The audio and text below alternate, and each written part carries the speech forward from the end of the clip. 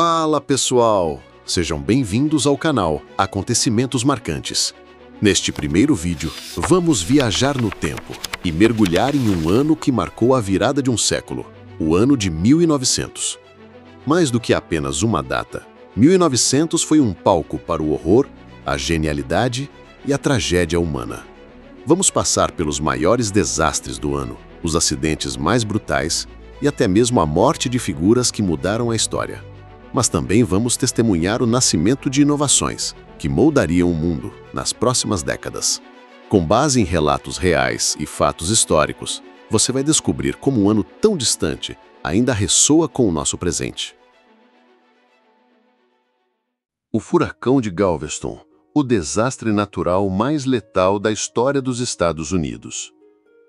Antes de 8 de setembro de 1900, a cidade de Galveston, no Texas, era um centro de prosperidade e dinamismo, conhecida como Wall Street do Sul, por sua riqueza e importância comercial.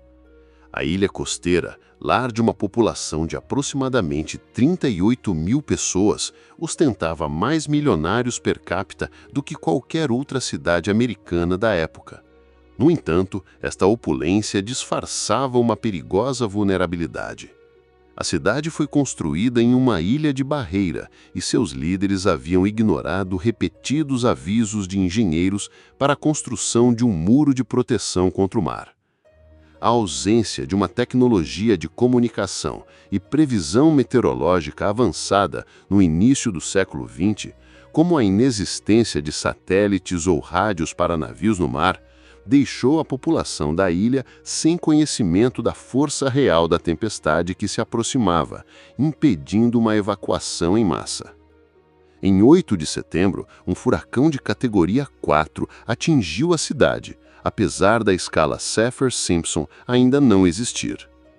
Com ventos sustentados de 120 milhas por hora, 193 quilômetros por hora, a maior causa de mortes não foi o vento, mas sim a onda de tempestade de 15,7 pés, 4,8 metros, que varreu a ilha, inundando a cidade e afogando seus habitantes. O horror da tragédia foi agravado pela brutalidade dos detalhes. O furacão arremessou detritos, tijolos e madeira com força suficiente para decapitar pessoas. As estimativas de fatalidades variam entre 6.000 a 8.000 na ilha e um total de 10.000 a 12.000 no geral, solidificando o evento como o desastre natural mais letal na história dos Estados Unidos. A cidade tentou enterrar os corpos no mar, mas muitos retornaram à praia, forçando os habitantes a adotar o método macabro de empilhar e queimar os corpos para evitar epidemias, um trabalho que durou semanas. No entanto, a história de Galveston não se encerra com a destruição. A catástrofe forçou uma reformulação heróica e sem precedentes da cidade. Os habitantes construíram um dique de 10 quilômetros de extensão e elevaram a elevação de toda a ilha em até 5,2 metros, 17 pés, um feito de engenharia monumental que exigiu que mais de 2.000 edifícios fossem erguidos em macacos de rosca. O desastre também catalisou mudanças políticas, resultando na adoção de um novo modelo de governo municipal e na concessão de um papel mais amplo para as mulheres na vida pública. O evento demonstra uma relação de causa e efeito direta entre a falta de tecnologia de comunicação e a escala da catástrofe humana, servindo como um ponto de virada que ressaltou a urgência de inovações em ciência e engenharia para o futuro. Tragédia no Spot, o desastre do Dia de Ação de Graças. É 29 de novembro de 1900. O ar em São Francisco está carregado de uma emoção elétrica. É a data do Big Game, o grande jogo de futebol americano universitário que atrai uma multidão de quase 20.000 pessoas. Mas nem todos têm o ingresso. Para a galera que quer ver o jogo de graça, a solução parece estar ao lado do estádio, no telhado de uma fábrica de vidro novinha em folha. Centenas de pessoas, a maioria jovens e crianças, sobem e se amontoam no topo. Elas estão ali, rindo e comemorando, completamente alheias ao horror que está prestes a se desenrolar. 20 minutos após o início da partida, o impensável acontece. O telhado, sobrecarregado, começa a ceder. Não com um estrondo, mas com um gemido lento e agonizante. E então, ele simplesmente colapsa. Não é apenas uma queda. O telhado se abre como um abismo e as pessoas caem, dezenas delas, direto para o que pode ser descrito como um caldeirão do inferno. Abaixo delas, um forno ativo. 15 toneladas de vidro derretido a uma temperatura de 1.650 graus Celsius. Pessoas caem e são imediatamente consumidas. Para piorar, tubos de gás se rompem, espalhando combustível fervente e chamas por toda a área. O desastre é rápido e brutal. Testemunhas descreveram o som dos gritos e o cheiro da tragédia. Ao final, 23 vidas foram perdidas, a maioria delas de crianças. A parte mais sombria dessa história, enquanto os corpos eram retirados, a imprensa da época mal deu atenção ao ocorrido.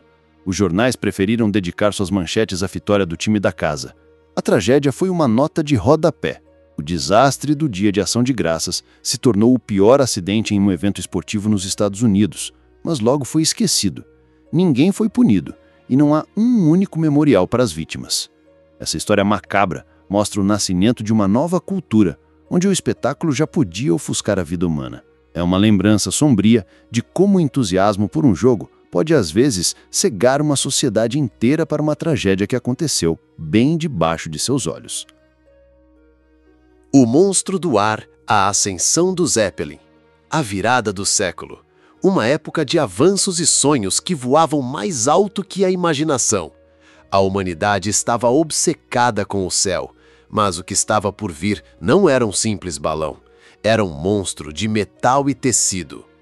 E foi no dia 2 de julho de 1900 que ele apareceu. O LZ-1, o primeiro dirigível rígido, uma criação do excêntrico e visionário conde alemão Ferdinand von Zeppelin. O mundo inteiro esperava ansiosamente para testemunhar a máquina. Ele parecia algo saído de um livro de ficção científica. Com 128 metros de comprimento, era maior do que qualquer outra coisa que já havia decolado. Sua estrutura interna era de alumínio, a mais leve e forte liga da época, e por dentro, 16 balões de hidrogênio mantinham-no no ar. A demonstração aconteceu sobre o Lago de Constança, na Alemanha. Uma multidão de repórteres e curiosos se amontoou nas margens, com binóculos apontados para o céu. Quando o LZ-1 foi liberado, os motores Mercedes-Benz a gasolina ligaram com um som estrondoso. Ele se elevou lentamente, como uma baleia gigante emergindo das águas. Mas o voo não foi perfeito. Em apenas 18 minutos, o dirigível conseguiu cumprir seu objetivo de voar por 6 quilômetros. No entanto, o controle era precário. Para manter o dirigível no rumo, os passageiros tiveram que se mover para frente e para trás em uma passarela, como se estivessem tentando equilibrar uma gangorra gigante no céu. Para piorar, o sistema de lastro falhou e o contrapeso se rompeu. Mesmo com a tripulação jogando tudo que podia para fora, o dirigível acabou tendo que descer no meio do lago. Apesar dos problemas, o voo foi um sucesso.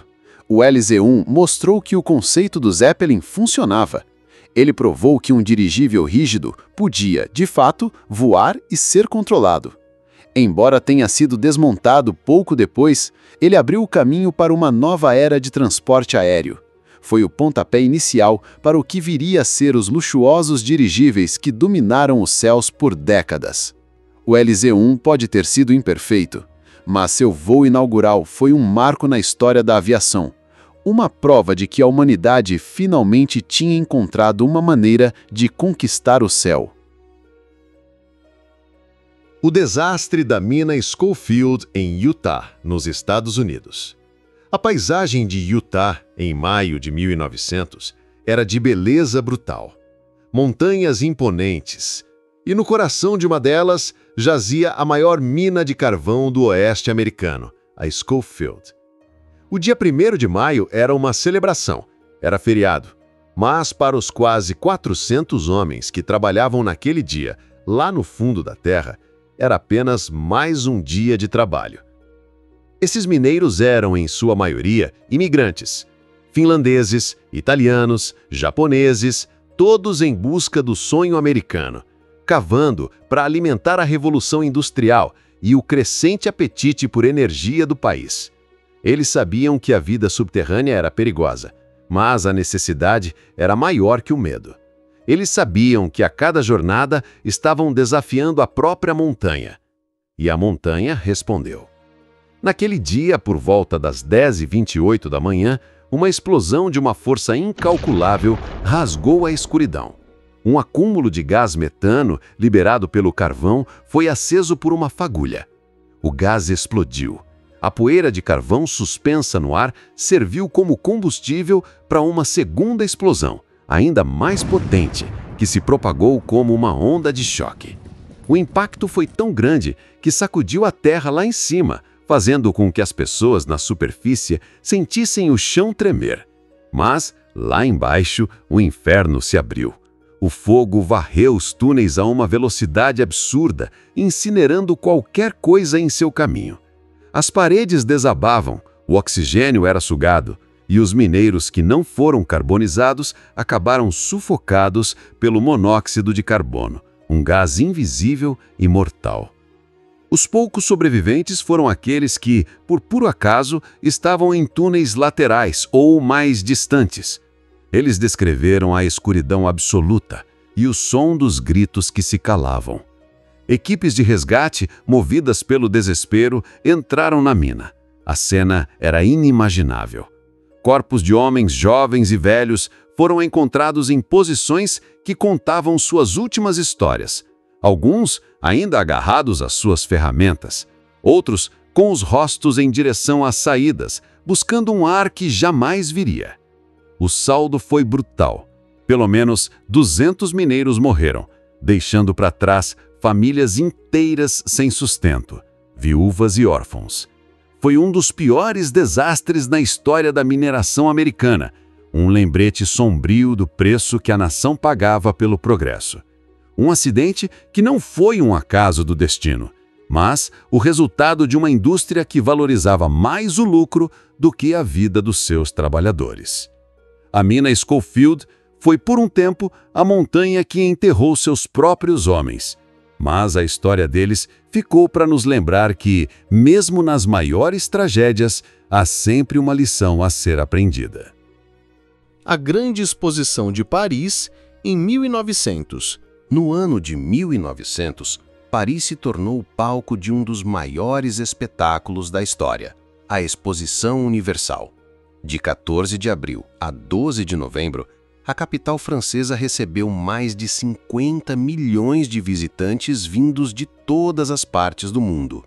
Para a época, um número simplesmente inacreditável. Era a vitrine do progresso humano no virar do século. Ali, o futuro parecia ter chegado.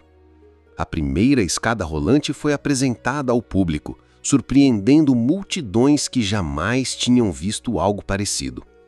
Os irmãos Lumière, pioneiros do cinema, exibiram suas produções, consolidando a sétima arte como um dos grandes símbolos do novo século. E a eletricidade, em larga escala, iluminava pavilhões inteiros, encantando olhos acostumados apenas à luz de velas e lampiões. Para muitos, aquilo parecia pura magia. Foi também durante a exposição que Paris inaugurou sua primeira linha de metrô, a linha 1, ligando a cidade de forma rápida e moderna. Muitos visitantes desciam as estações com medo e curiosidade, mas ao mesmo tempo fascinados pela ideia de viajar debaixo da terra. E entre as invenções industriais, um destaque especial, o motor a diesel, apresentado pela primeira vez ao público, prometendo revolucionar os transportes e a indústria.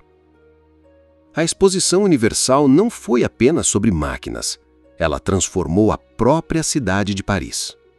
Monumentos grandiosos foram erguidos, como o Grand Palais e o Petit Palais, que até hoje encantam turistas. A majestosa Ponte Alexandre III foi inaugurada, marcando a amizade entre a França e a Rússia. E a já imponente Torre Eiffel, construída em 1889, foi novamente o centro das atenções. Desta vez, totalmente iluminada por milhares de lâmpadas elétricas. Um espetáculo noturno que fazia a cidade parecer saída de um sonho futurista. O impacto era tão intenso que jornalistas da época chamaram a exposição de A Cidade das Maravilhas. Muitos diziam que nunca mais o mundo veria algo tão grandioso. De fato, a cena era impressionante. Paris brilhava como se fosse a capital do futuro. Mas toda essa glória teve um preço. O evento custou fortunas inimagináveis e deixou a França mergulhada em dívidas por muitos anos. Ainda assim, a Exposição Universal de 1900 ficou marcada como um divisor de águas.